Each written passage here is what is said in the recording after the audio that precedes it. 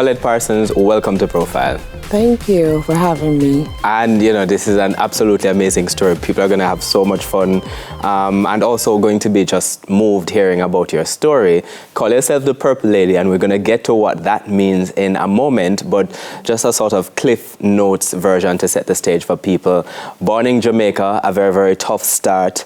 Born on the streets in Jamaica, separated from family, and what we call an unstable mother, a gangster brother perhaps, an ill-fated father, raised in orphanages and foster homes first 18 years, and then sort of a life of different kind of separations, and then making your way to the United States and making a success of it, and all of these different kinds of threads running to your story to get to where you are today.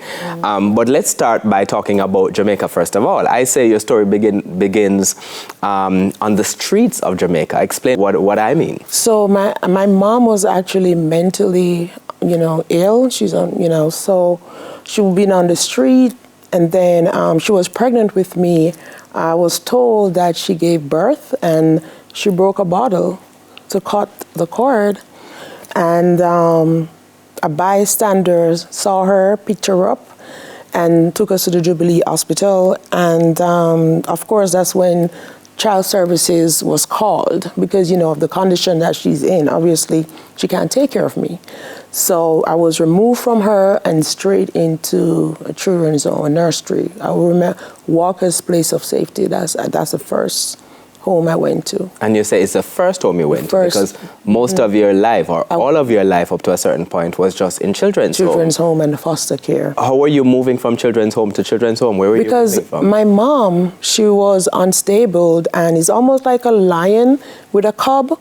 You know what I mean? It's like she doesn't understand that she can't take care of me.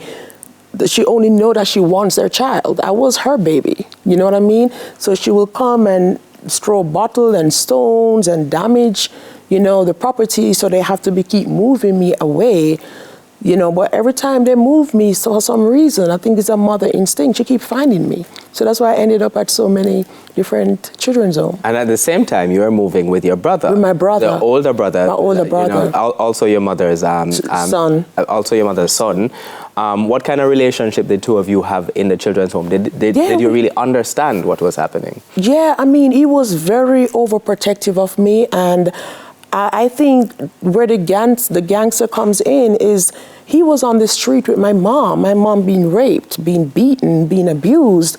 And, of course, a child see that. That child is going to, be traumatized by it. We're very, very close, and he was extremely overprotective of me, and I think that comes with seeing my mom being abused, and he know I'm his little sister, so I have to protect her. At the same time, and I want to talk about the dedication in your book, because even though your mother was, as you say, sort of mentally ill, in the dedication to your book, you say, you dedicated to your mother. You say, my mother who taught me to be strong and inspired me every single day. How did your mother inspire you? I mean, just seeing her on the street since I can remember, but I wanted to help her. I was young, but I didn't know how I was going to do it.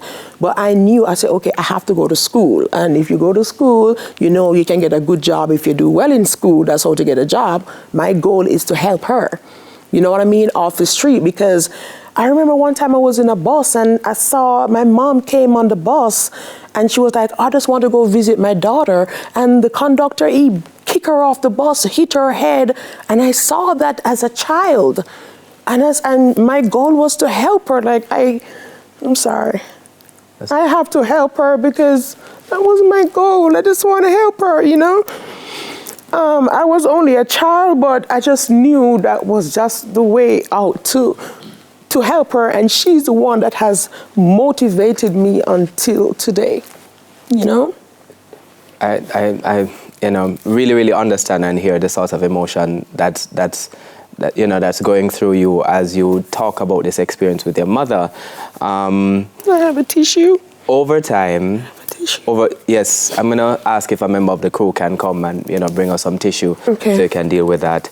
Over time, it's over time your mother she eventually passed away while you were in the children's home. Yeah. How did you find out about that? I was 15 years old, and it was time for me to actually do CXC. I will never forget that day. But when I was getting ready to go to school, I saw a police officer, a nurse, and the children's services, and I was like, I want to go. It's too much. I want to go to school. They say, Collett, you cannot go to school. And I said, why can I not go to school? Because I have to go to school. I have to help her. That was the only way I knew to help her, by going to school and getting a good education. Does that make sense? And then they told me, Collett, you're not able to go to school. And I'm like, no. I have to go to school. I have to help her. Thank you. And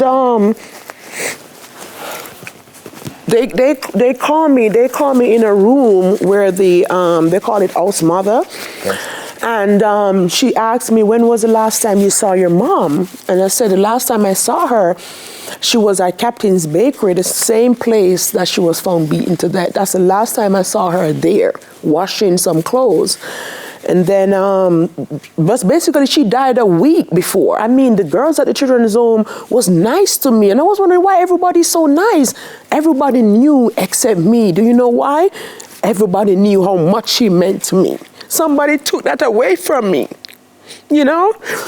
At the time, they were trying to help. They understood that this would have a sort of impact on you and your schooling. Right. Because, as you told me in the pre-interview, despite all of these sort of challenges and what you were seeing with your mother, you were trying, education was the room out for you. And you were headed towards CSEC exams as well. So CSEC, you wanted to be successful in that. We're going to have to take a break on Profile. We're going to allow Collett to, gather herself, and we'll continue to have her tell her story here on Profile after these messages. My guest is Collett Parsons. We call her the Purple Lady.